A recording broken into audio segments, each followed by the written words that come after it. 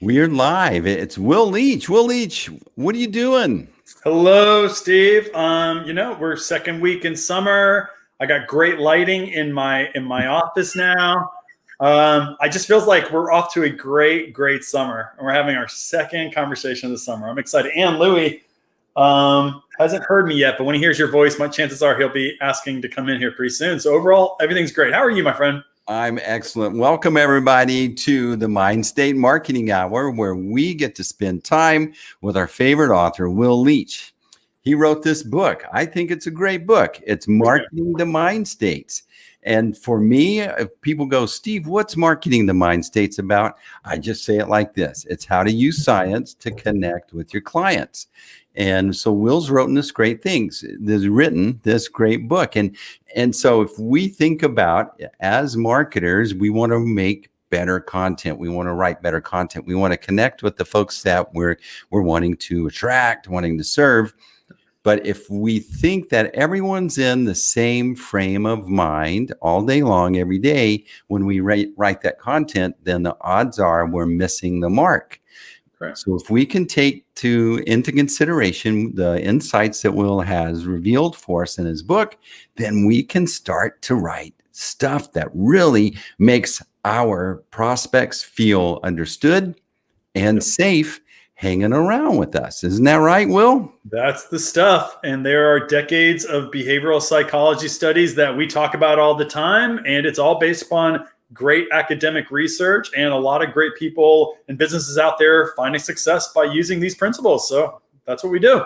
So here we go. Now, Will may not look like a scientist. He doesn't have a lab coat. He has the glasses, but he doesn't have the, what do we call it? The clipboard.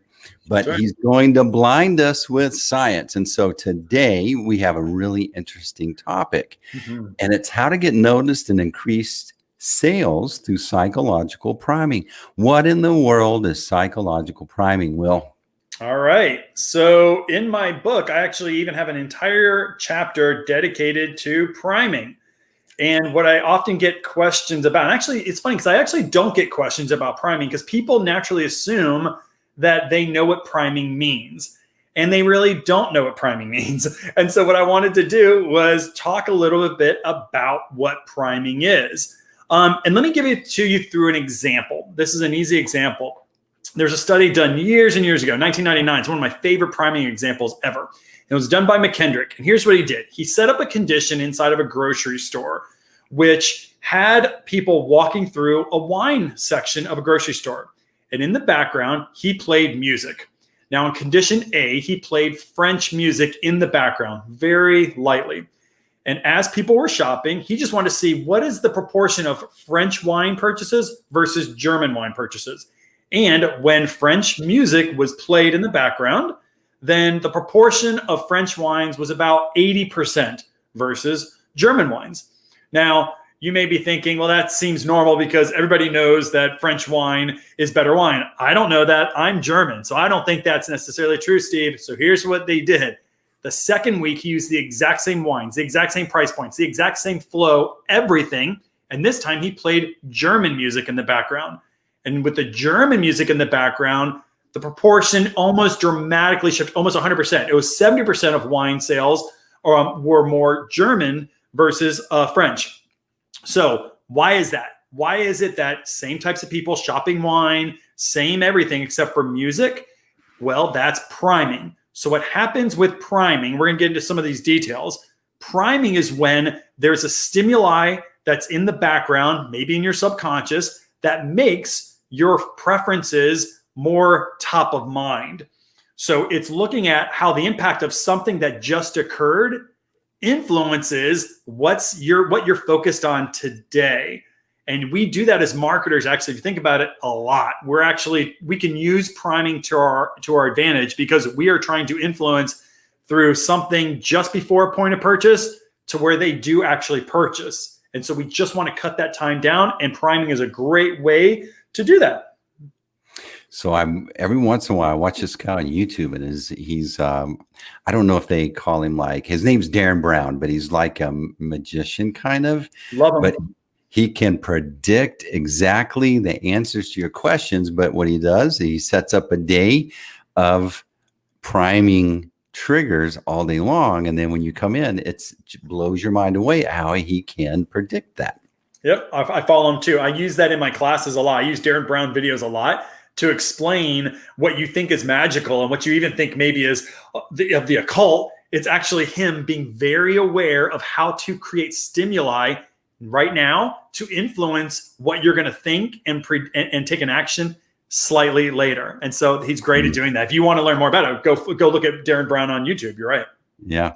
Okay. So you state what you pay attention to and what you perceive as real is oftentimes influenced by priming. Yep. And that's the classic, like I said, that when you're in that wine example that I just gave you, when you're going down the wine aisle and you hear French music in the background, you are actually consciously more likely to see wine that has the French flag on it, to see wine that has the Eiffel Tower on it, that has the red, white, and blue colors from the French flag. Whatever associations you have with France, that music will act. So in case when you're looking for wine and you hear French music in the background, you are more likely to believe that French music is better wine.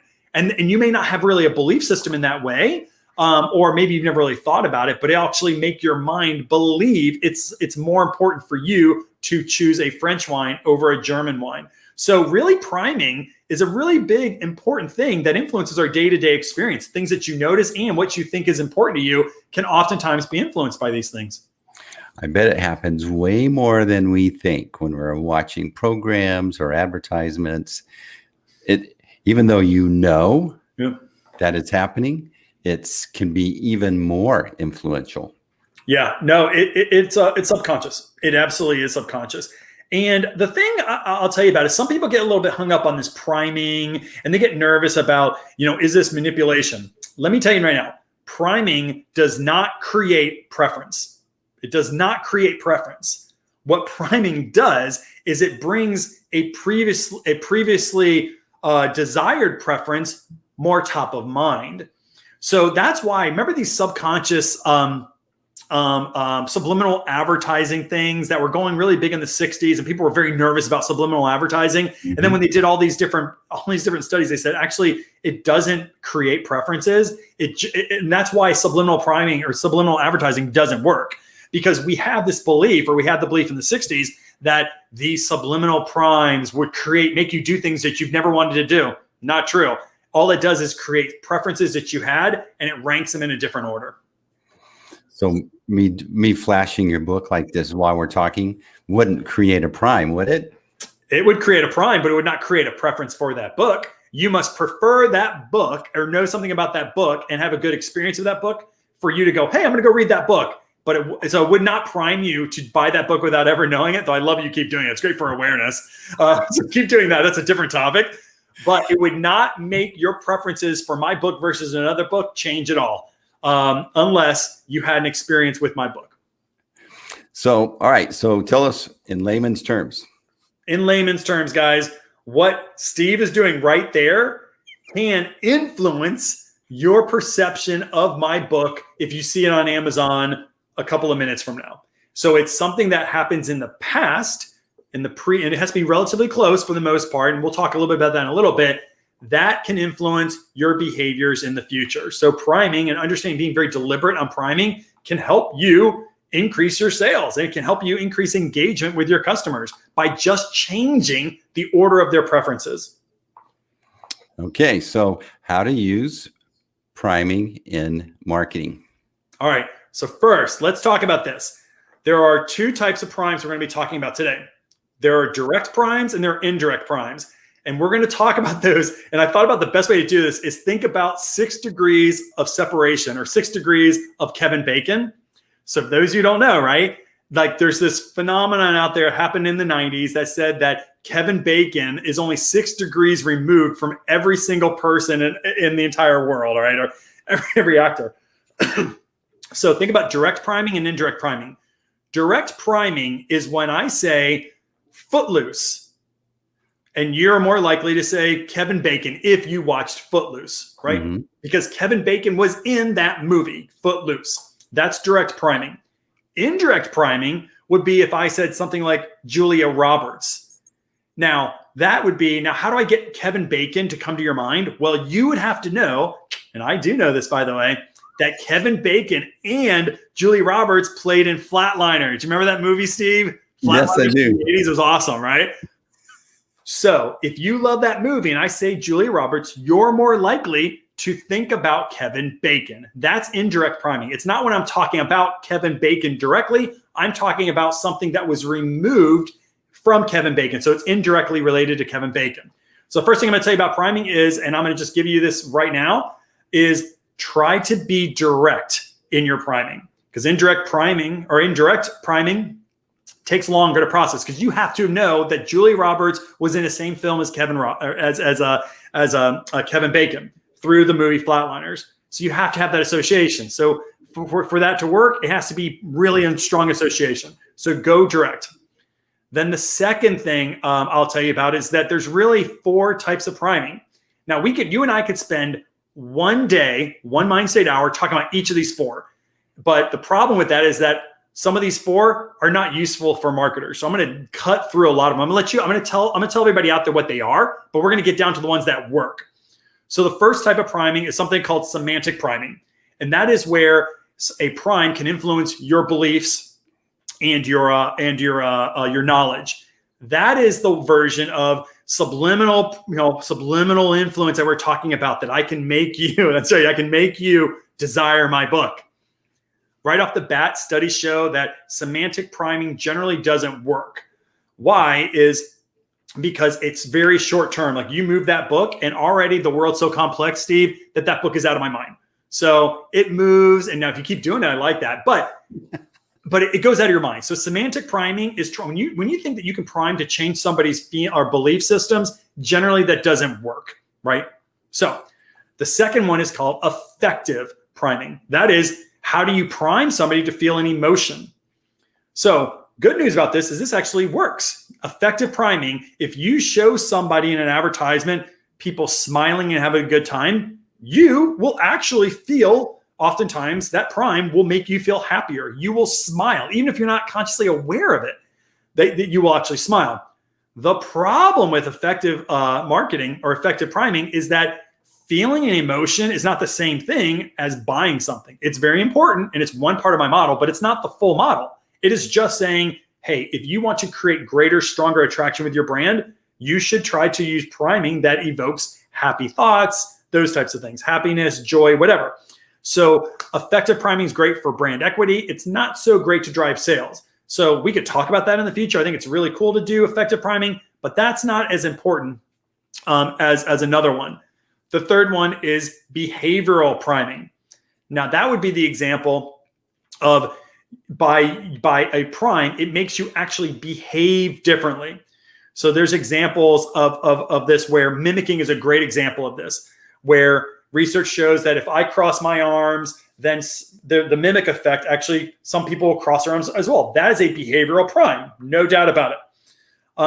The problem with behavioral primes is that there have been a lot of studies that show that getting behavioral primes, for me, mimicking is the easiest one. But if I was to do something like, there have been priming studies that have shown that if I talk to you about things that are associated with old people, so South Florida, wheelchairs, gray hair, things like that, that there was a lot of scientists back about 15 years ago that talked about how if I just did those words, I use those words, you would actually walk slower. And so there's a lot of great things. I mean, the social science world blew up because this was so astronomically influential. Like, oh my gosh, you're telling me that the words I tell you can actually make you change your behavior? That doesn't seem to really play out in multiple studies when they've tried to replicate it. Now, my behaviors to you can help out. We know mimicking works. So I'm not going to focus on behavioral priming because there's a lot of kind of controversy with it. It just doesn't seem to work outside of mimicry. The one we are going to talk about, and the one that I talk about in my book, is motivational priming or goal priming. Motivational priming, it's in that book, because that is the one that seems to work. Again, it shows in study after study that when you can prime, there it is. I wish if I had a heart on that, I'd feel better. If you can use somebody's goals and you can prime their aspirational goals, or you can prime a core motivation, achievement, or whatever, that is much more long lasting. To where, remember, semantic priming was very short lived, like that book going across. It's so short, it's not usually enough time for you to get through going to Amazon, going to buy the book before it's already gone. Emotional or motivational priming, totally different. Motivational priming can stick with you for a longer state. So that's why we're going to talk about that. So my first thing to you is I really want us to focus on direct priming. So I'm going to give you another cool indirect priming technique. And I want us to focus on goal or motivational priming. So emotional priming, what does that look like, Will? Yeah. So motivational priming is, well, let's talk. Well, motivational priming is where I want to create a strong association with a piece of marketing to make you desire one of the 9 core motivations that I talk about in my book, Marketing to Mind States. So it is me placing in a psychological prime inside of my marketing. Let's say if I was trying to drive achievement motivations, and I want because I have a brand that is all about helping you achieve. Like I'm helping you study for your SATs out there, and I can get you the top score in SATs. I want to prime achievement because I know that that's what my customer wants. They want to get the highest score possible. What I can do with motivational priming is incorporate the word success or visuals of success. There's Louis, visuals of success, so that you are more likely to desire that my offering, because it makes me look better than other people, because I am telling your mind that success is important and achievement is important to you for you to get the highest score in your SAT. So that was cool the other day in my ROI University when I posted those logos, and that you were talking about what they were priming in there, and that makes sense to me now. Yep, so that's a great that you were priming with the torch. In fact, I didn't even talk about but the torch in one in the middle, that's like the Olympic torch. That is priming achievement, no doubt about it. Like, right? Because that is associated with the very best in the world. So absolutely, you just weren't necessarily aware you're doing it. So what is brand priming compared to motivational priming? Yeah. So brand priming is where I want us to focus a bit more on how do you create brand associations so that when people have a feeling that your brand comes to mind. So brand priming is, I'll give it to you a little bit about what I did with Trigger Point, my research company, and then Mindstate, my new company that's focused on consulting and communications. So brand priming is, how do I evoke an emotional state based upon the brand? And usually you can do it with your logo like you did, but you can also do it with the name of your brand. So for instance, Trigger Point. So Trigger Point was not just necessarily a cool name that I came up with. And I know a lot of naming agencies do that right now because they think about the brand name as, how can we create differentiation in the marketplace? So they create, every app has, LY at the end of it, or most brand names, a lot of brand names, there's lots of kind of ebbs and flows of things that are important to brand agencies out there. What they're forgetting is that if you can create a brand identity or brand name that has a strong association with something that's important to clients, that will actually create stronger associations for your brand. So Trigger Point, in my world around behavioral research, it is clear that it's very important for you to understand these moments in time where there's high emotional arousal, where people are triggered into buying something or taking an action. So when I created the word Trigger Point, I took basically the idea that people associate triggers with behavior, and point was a moment in time. So when I put those words together, it has a natural association with something that's really important, which is sales in the moment, right? So when I talk about Trigger Point, it already had its own strong associations and prime. So where when I use the word Trigger Point, it's now oftentimes being used as an adjective. I've actually been in meetings where people say things, or maybe it's a verb, it's a better way. They'll say, we just got to trigger point this thing. Like I will hear that. You have to trigger point that thing, because now my brand is no longer a brand identity at all. It is a verb. And they associate because it actually had meanings of two things that came together. So that's one. Mindstate is a similar idea. When I created the Mindstate name, the idea was I wanted to understand how to develop psychological marketing to help business owners get their customers to listen, care, and act. So in doing that, here's what I wanted to do. I wanted to think about the human mind. So mind perfectly comes to mind. Like you should do that. Make sure mind is in there. And from the book, Marketing to Mind States, these are temporary moments that we have to focus on. So mind state, it wasn't mindset and things like that. And frankly, that's actually benefited from me because people talk about mindset all the time. And now you start hearing people saying mind state, mind state. That's actually technically not a psychological definition of a word. Like that is me bringing two words together for a logo, and it's creating associations with those two words. Sounds like mindset. And so there's some positive associations with that. So my point being is, with brand priming, if you're designing, a brand from the bottom up, your name is much more important than just, is it differentiatable? Is it memorable? Like those are all important things to do. But buddy, if you're lucky enough to be able to create a brand name that has positive associations already embedded in it, you can use your name to prime somebody to think of your brand when they want that desired behavior, a sale in the moment, or understanding how to communicate in these temporary mind states. And so for me, that's a good way of thinking about branding.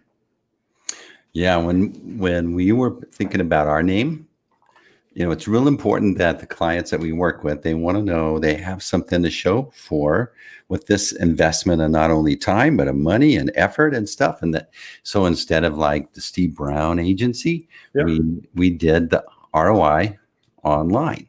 And that's associating with an achievement mind state by accident at that time. But that's the thinking behind that. And it's actually, that is, to me anyways, a very direct brand prime. Now, you could have come up with something very esoteric and sexy and everything else, right?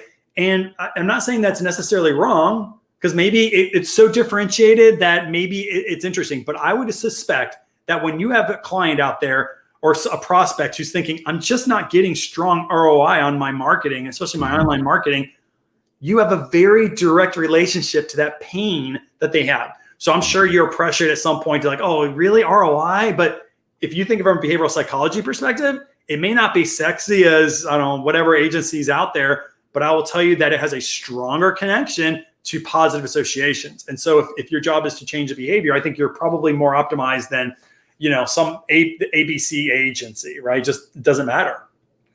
Yeah, I agree. It takes time for this thing. You want to connect, you want to convey without saying it directly, because people don't believe what you say, they believe your actions. So that would explain why it takes time, experimentation, and patience for priming to work. That's right. This is something that people try and experiment, and maybe it doesn't work, and then they go, oh, just priming doesn't work for me. And that's not true. You got to be very careful with priming. And I think you have to be really focused on that direct priming. So let me give you an example of really quick out there that you can go, okay, and it's not around branding. This is about driving a sale. So there was a study done a couple of years ago where a group of people going into a computer store, random control trial. So people go into a computer store, and as they're going into a computer store, a salesperson would walk up to them. And they had two conditions. Under condition one, the salesperson would say, hey, so what type of memory needs do you have? And then another group of people would have the same salesman come up and say, hey, what type of processing speeds are important to you right now, or are you looking for? So he's not driving either one. He's just basically asking an open-ended question. And those people that were approached with the memory question almost always bought computers with higher memory than the average. Then those people that came in and they were told, or they're asked a question, what kind of speed are you looking for in your processor? They bought processing speeds faster than on the average of the computers. So he didn't make processing speed important where it was, otherwise it was important, switched from a direct question, made that the most important. So imagine if you're out there and you make higher margins on higher processing speed versus memory chips. Well, then you could go in there and say, what types of processing speeds are you looking for? Or how high of a processor are you looking for? And you can actually create greater margin. It's very direct, but a very good, easy, basically an easy experiment you can design. So all you have to do is think to yourself, what features does my company have that I'm better than anyone else in the world, or that I'm better than anyone else in my marketplace? And when people come to you, so let's say if you're an agency, right? And you're a full agency, but you get the best profit on your branding. You theoretically, regardless of what they're looking for, you could start up the conversation by saying, so let's talk a little bit about your branding needs. And just by that, now they may go, oh, I'm not looking for branding needs. I'm looking for blank. I'm looking for something different. But by just saying that, branding, because it's an important feature that many people have, could become more important. And therefore you can make higher revenues and higher profits off your branding work. So you have to think through your features, and then you could literally create a psychological prime early on. It could be on your website, by the way. You could do it through your conversations, your brand.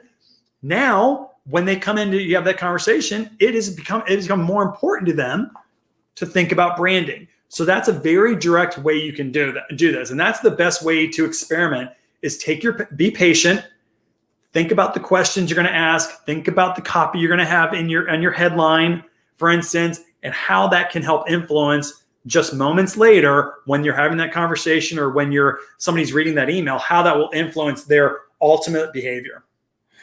So one might think about it okay, so here's how we're mainly differentiated, and here's where we really own. This is where our flag's planted. So yeah. It'd be like, so what kind of messaging have you been struggling with? Mm-hmm.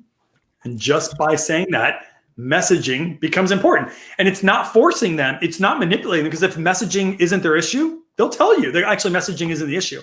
But if messaging is an issue, but they thought beforehand, really it's a branding, by just doing that, you created messaging to be more important. Thereby, you can get to the heart of their problem and you can fix the heart of their problem, right? So that's why it's so great. So, I mean, I think some people get worried because the word priming had such a crazy kind of association back in the 60s with subliminal advertising. And there's nothing in the data or nothing in the sciences to say you can create preference. Priming does not manipulate people. What it does is it just reorders their preferences, and they have every ability to go, nope, that's not really what I'm interested in. But sometimes it can make something that's really desirable more important. And if you can solve that problem, why wouldn't you? So maybe somewhere in your stuff, it would be, all right, what's generally the state of mind that your prospects are in when they're considering your product? For Trigger Point, I do that all the time. Because what I'm trying to do is get consumer understanding more top of mind. And therefore, I have tools and techniques that help you understand your consumer and your shopper in that moment, of course. So I ask that question. And by asking that question, hopefully it creates that is an important thing that I should take into consideration versus how expensive are you, Will? Or, well, tell me about some of the people you work with, Will. Like, why does that matter? I need you to get to understand that it's through empathy of your consumer that we can really drive long-term profitable growth for you. So let's make that front and center.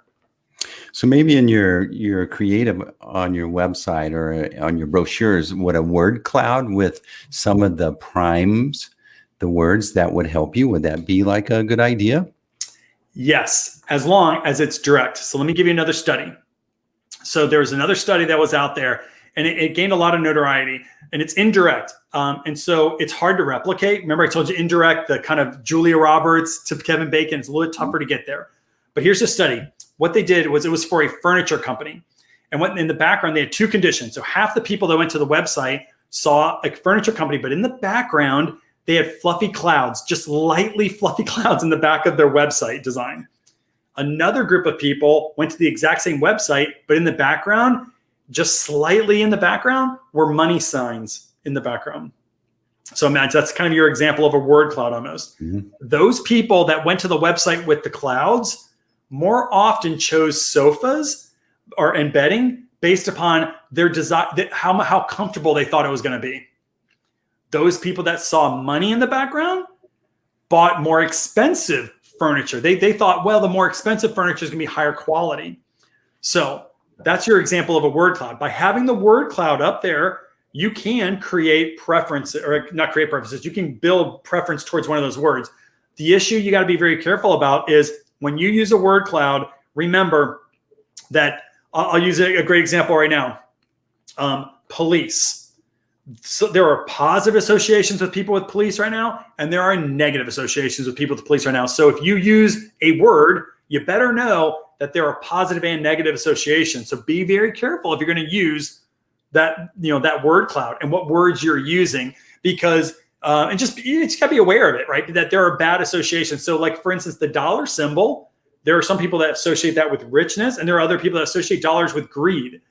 So take that into consideration. Now, there's research you can do to figure out what that proportion is. That's something called implicit association. We could talk about one day to figure out what percentage of people think that money is associated with greed versus wealth or prosperity. But you got to be careful about that. So because it's not direct, right? It's just not direct. You got to be very direct in your priming, I believe. All right, you're watching the Mindstate Marketing Hour, or maybe you're listening to the Mindstate Marketing Hour. Be sure, if you're listening, to subscribe on this podcast. And also, if you're watching on YouTube, be sure to subscribe. So, Will, this is the fun part. I'm probably the smartest guy in marketing now because I get to ask you all these questions every week, right? And so we've got 3 great questions that have been submitted. So you ready? Let's get to it. All right. So how does marketing influence consumer behavior? Wow. We just talked a lot about that, actually. So marketing influences consumer behavior because marketing makes an association between your brand and your product offers to something that's more salient or that fits the desired need in a moment in time of your customer. So marketing influences behavior because if you are highly associated with a desired need, something that your customers want, that when they have that need, you will come to mind. You're more salient. We just talked a lot about that. So that's why marketing is so important for influencing consumer behavior. If you don't do marketing, then you don't really have the ability to influence consumer behavior, not on a mass scale anyways. All right. Excellent. I think you know what you're talking about. I can't stump you yet. So, all right. What does behavioral marketing, behavioral data mean? What is that? For some reason, I can't get my book out of my head. Hold on. What did I say?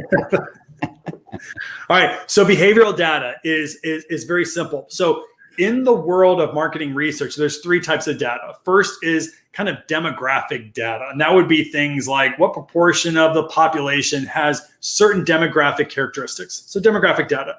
After that, you have something called attitudinal data. And attitudinal data is really focused less on like who you are. That's demographic. Attitudinal is more about like what you think. So these are things like how happy are you? How important do you find this one attribute is versus another one? Do you feel insecure? So just kind of how you're feeling. Behavioral data is the third type of data, and behavioral data is focused on what you do. So it's not about who you are. It's not about what you think. It's much more around what you do. So behavioral data is focused on, are you buying or not buying? Are you clicking that link? Or are you not clicking that link? So it's actually focused on the behaviors. The reason why all those things are important, right, is that when you combine kind of demographic data with attitudinal data with behavioral data, that kind of convergence of all those data streams can give you strong empathy and understanding of your customers. So you can make products and services and marketing that gets those people to a better place in their lives. All right. So this is another excellent question. I guess everyone thinks you know everything. So here you go, Will. How do you optimize email marketing? I'm doing a lot of email marketing now. Yeah. So the way I look at email marketing, and the most important thing you can do is understand from the book, Marketing to Mindstates, is understand that your communication, your email must be comprised of 4 different things. It must be comprised of being able to activate on the aspirational goal of your customer. And you must do that in the headline. I believe it's very important today that if you don't have a headline that talks about the aspirational goals of your customer, then you're already at a disadvantage. So that's the first thing you can do with optimization of email. After that, your email must also prime that motivation or that desire that somebody has to go after their aspirational goal. So in my book, I have 9 of these different motivations. It needs to incorporate either a visual or copy in there that tells somebody that, hey, if you desire the feeling of success, you buy my product. If you desire the feeling of belonging, you should come to my brand, etc. So that has to be embedded inside that email. The third thing you have to do is you have to lower resistance to your marketing because we are inundated with marketing nowadays. So what you do is there's just resistance to marketing and sales in general. And it's a psychological resistance I'm talking about. So you have to lower resistance by creating copy that naturally fits with whether people seek to maximize good things happening to them or minimize bad things happening to them. That's called regulatory fit theory. I look at the world as, are they optimistic in nature or are they cautious in nature? And so your copy, your actual words you use should be tailored to whether or not your customer is either cautious or optimistic. Last thing every email needs to start doing, and I think we're getting better at it now, is it needs to have a trigger. Your emails need to have a point in that email that makes a decision easy. And the easiest way to do that is literally to use the words buy now or something that tells the human mind what to do and when to do it. So it is absolutely in email marketing. You should be doing some kind of a call to action that tells people to take an action and when to take it. And if you do those 4 things, you are much more likely to get an email that has much stronger click-through rate, much higher open rates, and finally, much greater engagement and ultimately sales. This has been excellent. We've talked about how to get noticed and increase sales through psychological. Yeah, that's easier for me to say. Psychological priming and all the things that you can apply these insights to in marketing. So, Will, you have a course. Tell us about the course that folks can come spend a little time with you and learn these things. I do. So I have a course that I offer on the Mindstate Group called our Masterclass. And a Masterclass is about a 10-hour video-based course where you go through the principles of the book, Marketing to Mind States, and you take quizzes and you learn, but you learn through watching our company take a brand called Wicked Crisps from concept all the way to packaging, design, creation, website development, etc. So it takes you on a journey to where you can learn on your own how to apply these principles that we talk about on this show all the time. Now, let's say, for instance, you're like, yeah, I kind of like that, but really I'm looking for something that's more hands-on with Will and his team. We have a program called the Partnership Program. The Partnership Program is an 8-week course where you get all the benefits of the masterclass, but we will work together week after week for 8 weeks, where we will design your company or tweak your company's marketing right from the very beginning, from the positioning statement to the products and services you offer, to your emails, to your marketing strategy, all the way through to where by the end of 8 weeks, you have an optimized marketing strategy and tactics that are now able to psychologically connect with your customers. And ultimately, like I always say, engage with your customers to hopefully get them to listen, care, and act. So it's an 8-week program working directly with me. A lot of great students are going through it globally right now. We have people going through it right now. And it's been really, really exciting to kind of work for 8 weeks with business owners. That's right. So if you want to sign up for the class, you can go to mindstategroup.com.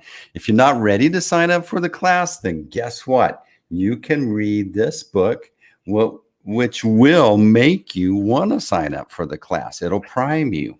That's right. Hey, you can buy that on the website as well. You can get it on Amazon or you can buy it from the website. If you buy it from the website, I'll even autograph a copy for you too. There you go. That's a motivational. What is that? That's an optimistic achievement. I think so. A little bit of esteem. I'm bringing in some esteem. It could be optimistic esteem. Somebody who desires greater respect. And by having my signature on a book, you can go to parties with it, and all of a sudden you're the big deal, right? It works for me. I use it all the time. I go to bars and it helps me. It's amazing the girls that I can pick up when I carry this book. That sounds subliminal to me. I don't think you should be doing that. Will, great job. It's the Mindstate Marketing Hour. Will Leach is our favorite author. He's the author of Marketing the Mind States. And as I like to say, how to use science to connect with your clients. You guys can go and learn more at mindstategroup.com.